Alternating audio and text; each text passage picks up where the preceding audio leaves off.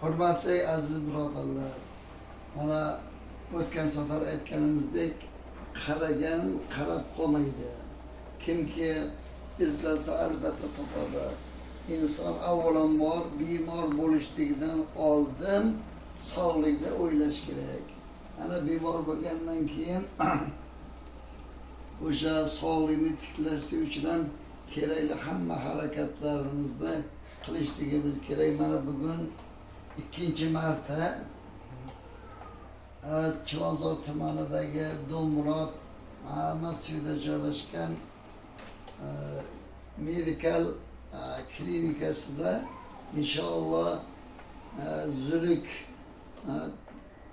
bilan qon ondirish uchun hozir bo'ldik.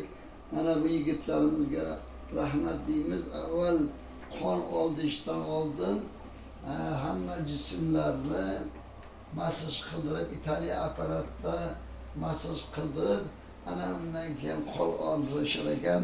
Buni juda katta effektini, foydasini bildik. Inshaalloh shu bemor bo'lganlar mana shunga e'tibor qaratinglar. Ayniqsa mana bu yoz pallasida issiq, e'tiborsizlik boisdan odamni qoni o'ta quyilib ketadi. Qon quyilgandan keyin yurak kasallikka uchrash, bunga infarkt bo'ladi odam. Ya qon quyilganda odam insult kasalliklariga uchraydi. Mana shu ozgina e'tiborsizlik oqibatida mana shunday bir kasalliklarga uchrab qolmaslik uchun demak mana shu joylarga kelinglar, qon oldiringlar, sog'likka e'tibor qaratinglar. Men yoshman demang, chunki bugungi kunda insult kasalligiga uchragan yoshlarimiz keksalarga qaraganda ko'proq.